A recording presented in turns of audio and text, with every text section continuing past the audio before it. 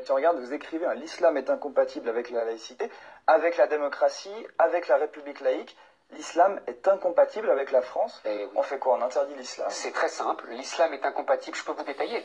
L'islam est incompatible avec la laïcité parce que l'islam n'a jamais connu la laïcité, ne connaît pas la séparation entre le privé et le public, entre l'État et la religion.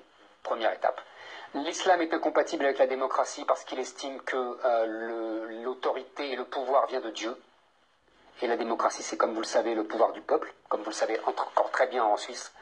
Il est incompatible avec la République parce que la République, c'est l'indépendance de la nation et que l'islam est une nation à elle toute seule. Parce que l'islam n'est pas seulement une religion, c'est notre erreur à tous. C'est que nous pensons la religion en termes chrétiens. Or, l'islam n'est pas qu'une religion, c'est-à-dire des rituels et des prières. Alors on fait quoi? On interdit l'islam en France? Attendez, je finis. L'islam est un régime juridique, est un droit, et est une nation, est une civilisation, qui impose à ses pratiquants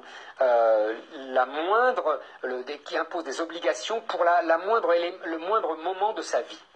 Donc tout ça fait que, effectivement, l'islam est incompatible avec la France. Je vous rappelle que l'islam veut dire soumission et que la France vient de franc, qui voulait dire libre. Donc vous voyez, il y a une incompatibilité totale qui est réduite par l'histoire. L'islam, c'est aussi la paix. Comment? L'islam, c'est aussi la paix. Ah oui, vous avez tout à fait raison, parce que on m'a longtemps suggéré ça, on m'a longtemps indiqué ça, que en fait l'islam a un double sens.